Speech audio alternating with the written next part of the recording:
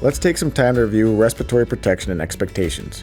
Respirators are required to be worn when working with chemicals, exposed to gases and vapors, or when exposed to dust. Examples of dust in which a respirator is required would be silica dust, lead dust, and asbestos dust. There are two classifications for dust which include respirable and inhalable. Inhalable is breathed in but trapped in the nose, throat, and upper respiratory tract, while respirable is small enough to penetrate deep into the lungs. Silica, lead, and asbestos may all both be inhalable and respirable.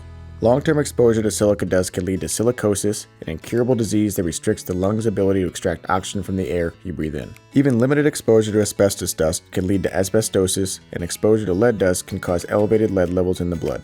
The two most frequently used respirators are half and full face.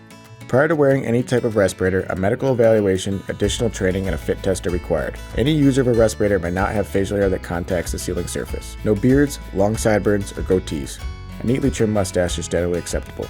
Respirators should be inspected prior to use. Inspection points include looking for damage on the respirator seal, damage on the one-way inhalation valves on the side and the exhalation valve on the front, making sure the head strap is in good condition, and additionally for a full-face respirator, checking the face shield.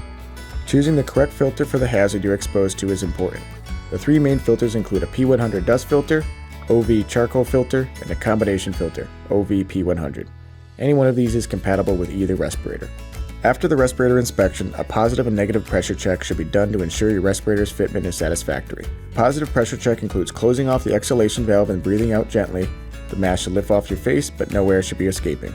The negative pressure check includes closing off your inhalation valves and breathing in gently. The mask should collapse in your face and no air should be getting in around the seal. Once the worker is done using the respirator for the day, the respirator should be taken apart, wiped down using respirator wipes, and completely cleaned.